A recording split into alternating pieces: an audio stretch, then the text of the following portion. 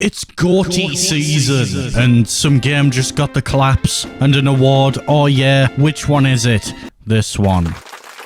Woo, congrats to the winners and a gold star for attendance to the other ones. But for real, made me want to talk about my own games of the year, whatever that may mean. And they don't have to have come out this year, so it's just stuff that I personally played this year and enjoyed. It made me want to ramble about it. Resident Evil 4 2, the remake. The Resident Evil 4 remake on release. This is the one AAA 2023 game I got day one this year. Why? Is it because it seemed like a mind-breaking, willy-whacking, video game genre-defining experience? No, that was the original, and I got it because I like the original, and I'm easily swindled. I liked it, by the way, just to be clear, because that sounded a bit cynical, but to be fair, for years leading up to it, I was a little bit skeptical whether it was, like, needed. I saw a lot of comments about that, actually, because the Resident Evil 2 and 3 remakes made a bit more sense, because the originals were on PS1, so it was like locked camera angles and cardboard tank controls and stuff, and that has its charm, but it made some sense to bring it to the more modern sort of style of Resi, I guess. Whereas Resident Evil 4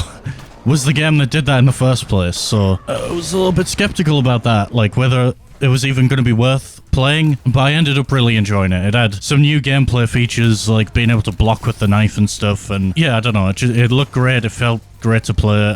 I enjoyed it. There were a few bits missing, like there's a giant child statue in the original that chases you. I don't remember that happening in the remake. I think they cut that out. But at the same time, there was some changes that I actually really liked. The knife fight with Krauser, for example, is just one big quick time event in the original game, whereas here they make use of the knife block feature, and it's like it feels like a proper fight. So I enjoyed that. Not much else to say on it, really. It was a good remake. There was a few new enemies and stuff. The new additions to gameplay felt tight. I also got really carried away with the target practice minigame for some reason and spent ages on it. So overall, I got what I expected, really. It was a remake of a game I'd already played, which is why I'm not really crowning it as the best thing I played or the most interesting thing I played, but it was very good. It felt good to play. I don't really have any complaints. I didn't get around to playing the Ada DLC stuff yet, but I probably will get around to it at some point. Brotato. Brother Potato. I don't know. When I first saw this game, I passed it off as like some sort of Isaac ripoff because, well, the picture of it on the Steam page, it looks very Isaac. It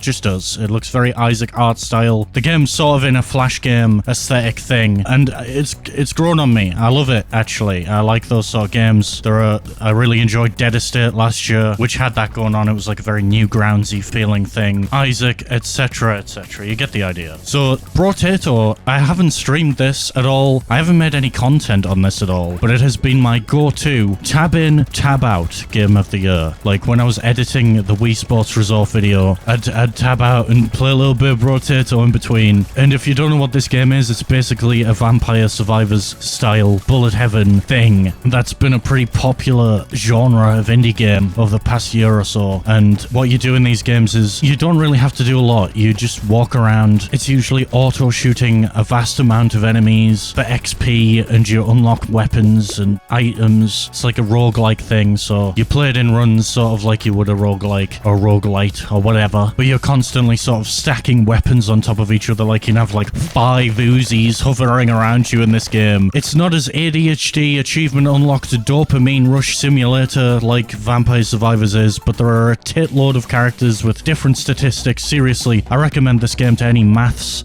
fetishists out there, if you really want to grind those numbers. This thing's covered in stats. Like every statistic you could think of, you can see what it's doing. I don't really care that much about that stuff, but it's nice to be able to see it. So all of the characters in this game sort of have some sort of difference in stats. It goes both ways a lot of the time, where there's, you know, stats that are positive and stats that are negative, and some of them have strange little gimmicks and stuff. Like there's one where you can only have one weapon, but you've got a ton of attack speed, and the damage items give you more stats and stuff. There's a character where I just walked into people and exploded, and you can't equip any weapons with that guy. You just walk into people. So yeah, it's pretty interesting. Another thing worth mentioning is the royalty-free synthwave synthwave music. You make good choices with it because half of this shit stuck in my head. It's definitely a good time waster game. It's only £4 on Steam. Someone was kind enough to gift this one to me, and I've dumped like 30 hours into this in between doing stuff. I haven't even been thinking about it. It's just something I had open and I tabbed into and did a little playing, did a little work, did a little playing,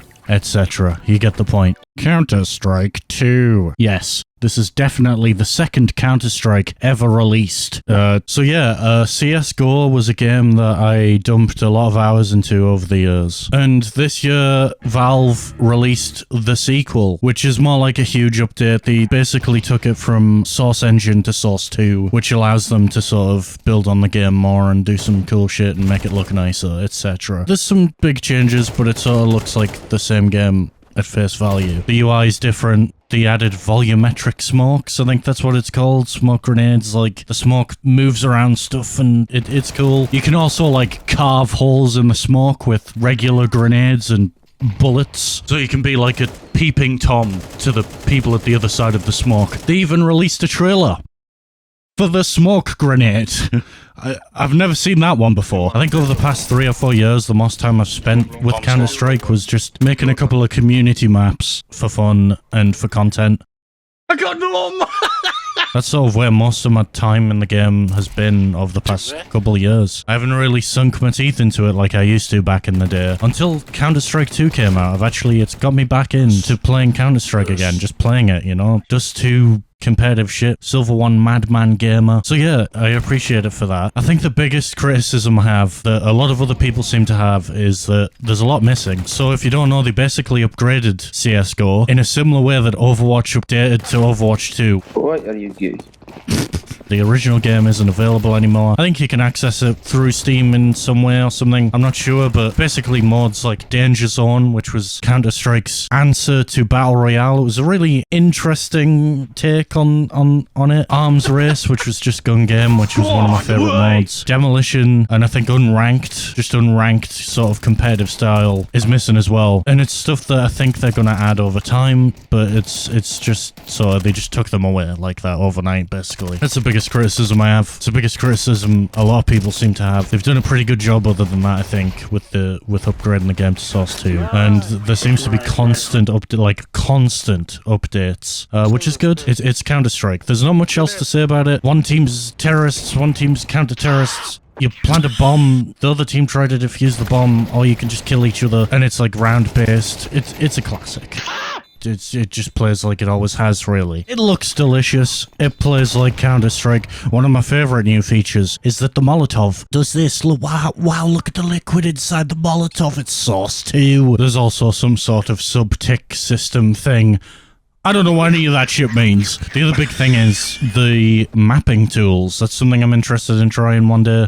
They've been upgraded to Source 2, so it seems a lot more intuitive and easy to put together a level. Maybe I'm wrong, but it looks that way, so I'd like to give that a spin. Hey, блядь, долбоёб, Killysunt. We are losing, guys. Yes. Move it. But at least we are having fun. Yes. Metroid Fusion. Yes. A GBA game from 2002. My first time playing it. It was my second time playing it. I played through it twice this year. That's how much I enjoyed it. I played through it once on my 3DS off stream when I was away from home, and I played it again at home on stream with a stupid translation mod on it. Football heads! And I had a blast both times. It's a great Metroid game. I've only played a couple, actually, and I only started playing the series a few years ago. I played Metroid Prime, then Super Metroid, and I've started Zero Mission as well. But yeah, Metroid Fusion was the third one that I sort of played all the way through, and it was fun. I don't know what to tell you. This one felt a little bit more horror than the other ones I've played. There's like a clone of Samus called Sax. There's a boss that's like a ghost on a ship or something. There's pretty spooky as well, like a television head.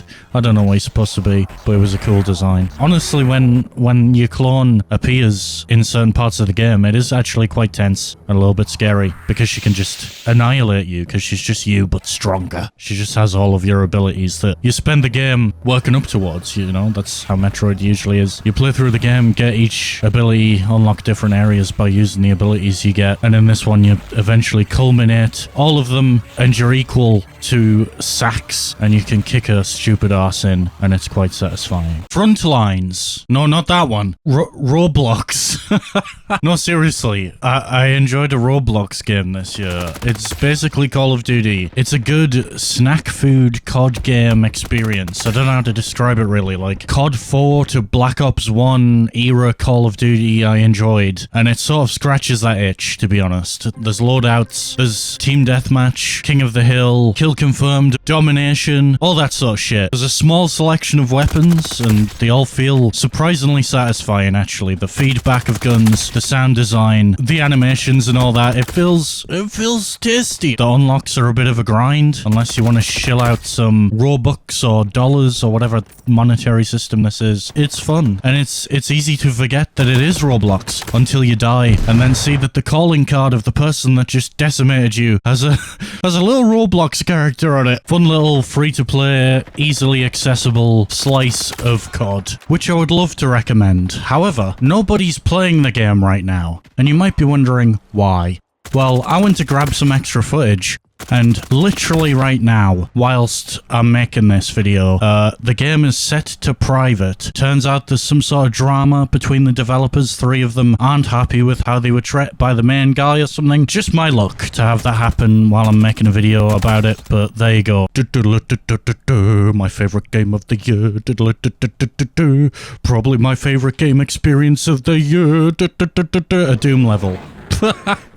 A Doom 2 level. I'm serious. I've actually already announced this to the public. But yeah, I'm going to preface this with, if you can, go play this for yourself. Go experience this for yourself. You can find it on a Doom forum. Basically what happened was someone posted a Doom level. He basically cleaned up his dead friend's level, which was a recreation of his house. And people started playing it and realizing it's not quite right. So Myhouse.wad isn't even a WAD.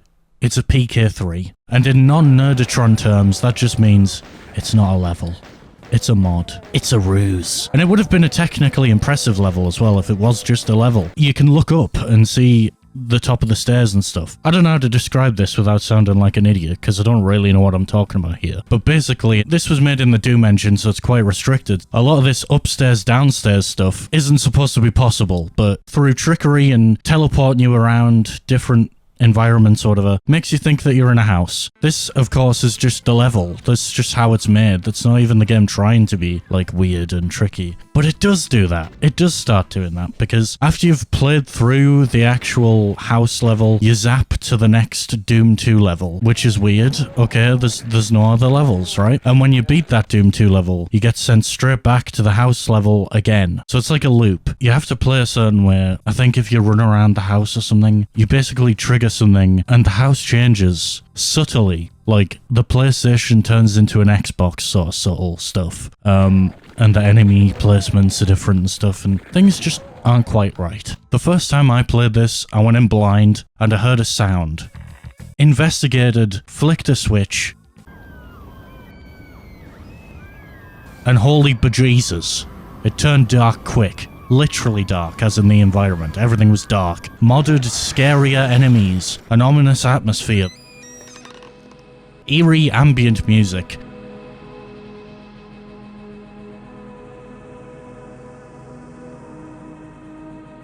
Crazy shit. It just flips on its head really quickly. You start to collect objects. Remnants of the past, like a burnt diary, smashed picture frame, and this stuff's described as like ruined memories, tarnished history, and it had me wondering like, what could be happening here? Well, it turns out they're red herrings, and I'd locked myself out of the gun ending.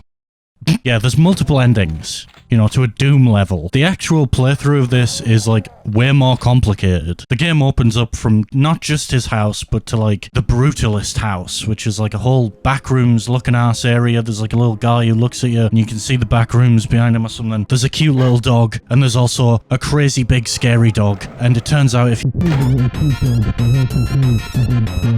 there's an endless staircase. There's, like, an area with sky platforms where there's some sort of horrific cacodemon variant that blasts the shit out of you, and then you're collecting actual artifacts that you need to progress. And this is, like, visually represented on the wall in the house. Pictures of the artifacts you've collected, and, you know, you're trying to collect them all, basically, to finish the game. There's a moment where a crayon drawing of Shrek disappears from the wall. Then you're forced to be chased by him. Very serious stuff. I don't know, the game seems super serious, and then it's just Shrek. It was very fun loading up mods into this mod. We'd be casting spells, Shrek. You're not doing commentary. And other people have done speedruns where they ride around on a lawnmower, and I think it's called, like, Boomer % or some shit. It's pretty silly. There's also sort of, like, a mirror world going on, sort of similar to Silent Hill, and a lot of the sort of enemy designs and some of the tricks they use and stuff, it reminds me of Silent Hill as well. It was reportedly inspired by House of Leaves, a book that I haven't read that looks insane. I ended up having to do multiple playthroughs to sort of solve the whole thing and collect all of the artifacts and get the good ending. The level comes pre-packed with some, like, weird photos, and it's like a little mystery that people have pieced together through forums and videos. And yeah, it was probably the most interesting video game experience I had this year. I'm not gonna lie. I know it's something silly like a Doom level, but it was great. Quick fire round.